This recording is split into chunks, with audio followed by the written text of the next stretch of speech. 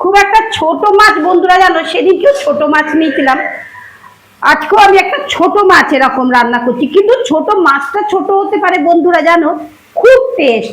বেগুন আর দেখাও না, পিস টুকে দেখালে বলার কিছু নেই। দেখা বন্ধুদের ছোট মাছ, হ্যাঁ একটু ভেজে নিয়েছি হালকা করে, আর বেগুন আর সর্ষে আর কাঁচা লঙ্কা দিয়ে এটাকে আমি ভেজে নিচ্ছি, জল দিয়ে দিচ্ছি। এই দেখো বন্ধুরা, সর্ষে আর বেগুন দিয়ে, সর্ষে কাঁচা লঙ্কা দিয়ে আমি বেগুন দিয়ে আজকে ইলিশ মাছের ঝাল।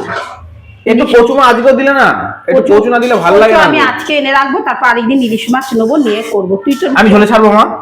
ঝোলে ছাড়বি? ছেড়ে দে, তুই পারিস, ছেড়ে দে। ঠিক ছাড়তে পারছি?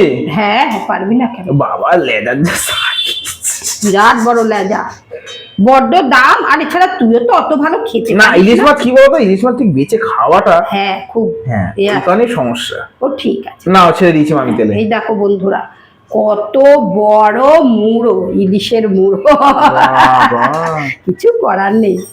ঠিক আছে, রান্না হলে বন্ধুদের আবার দেখাবো। দারুণ হয়েছে। দিয়ে দোটোর মধ্যে কাঁচা ওটা